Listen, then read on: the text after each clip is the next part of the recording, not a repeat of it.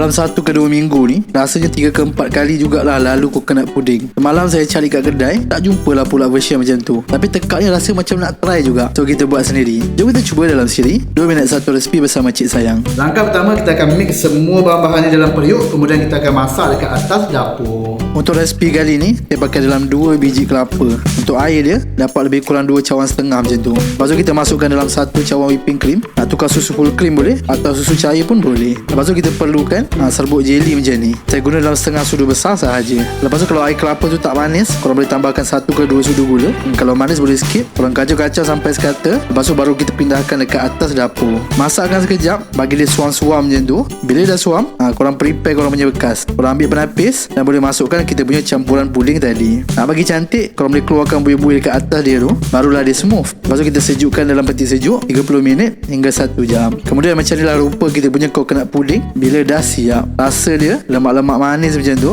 Bila makan pada waktu panas, masuk tekak, sejuk je. Simple je resipi ni. Selamat mencuba. Jom follow kami untuk lebih banyak resipi menarik.